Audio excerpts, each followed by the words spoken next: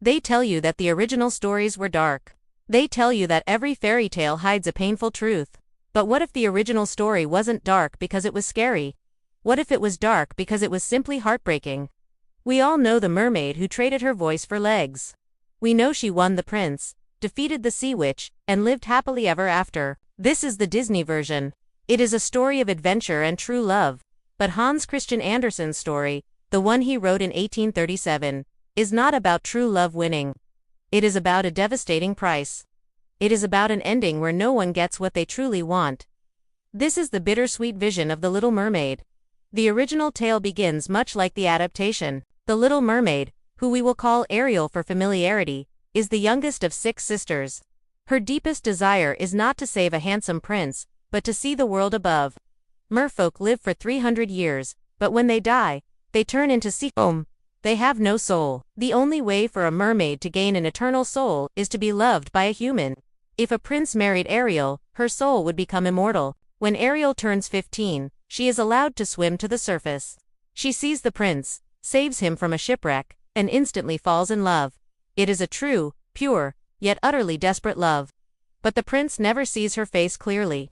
He believes a girl from a nearby temple saved him. Ariel visits the sea witch, but the deal is different.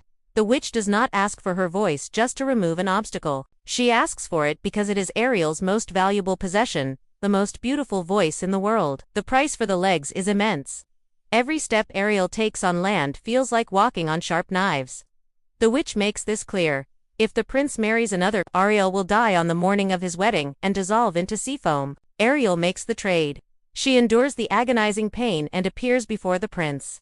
He is charmed by her grace and beauty. He likes her, he keeps her close. But he does not love her the way she needs him to. He treats her like a cherished child or a favorite pet. They dance, they travel, and she suffers through every day, silent and hurting, unable to tell him the truth. Her sacrifice goes unnoticed. The prince is sent to a neighboring kingdom to marry a princess. He tells Ariel he must go, but he does not truly love the princess. He only loves the temple girl who saved him. When he sees the princess, she is, by chance, the girl he believes saved him. She looks exactly like her. She is the girl who was at the temple that day. The prince is thrilled. He believes destiny has delivered his true love. They are married immediately. Ariel's fate is sealed. On the wedding night, her heartbroken sisters rise from the sea. They have made their own deal with the sea witch. They traded their long, beautiful hair for a knife. They tell Ariel to kill the prince. If she lets his blood drop onto her feet, she will become a mermaid again. She will survive. She will not die and turn to sea foam. Ariel takes the knife and enters the royal cabin. The prince is sleeping soundly with his new wife. He is happy, he is finally content. Ariel cannot do it. She cannot ruin his happiness. She loves him too much to save herself by making him suffer. She throws the knife into the waves. At dawn, she casts herself off the ship and waits for the end. The sun rises, and Ariel feels herself dissolving. She does not feel pain. She feels herself changing into foam on the water's surface. She has sacrificed everything. She has lost her voice, endured constant pain, and given up her life, all for someone who never truly loved her. But in that moment, as she becomes foam, something shifts. She does not vanish entirely. She sees radiant, shimmering beings floating above her. They are the daughters of the air.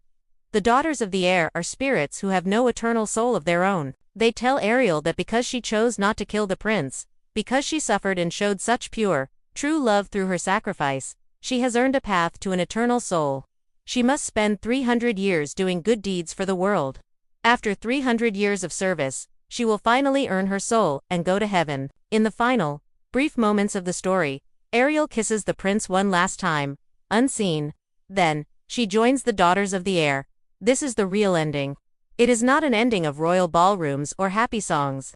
It is an ending where the little mermaid loses everything she started with, everything she sacrificed for, but gains something infinitely greater through her selfless choice. It proves that the ultimate price of a soul is not found in a magical contract, but in the decision to suffer for the happiness of someone else. If you understand the difference between happiness and heroism, leave your own lore of sacrifice in the comments below. And consider becoming one of our lore keepers.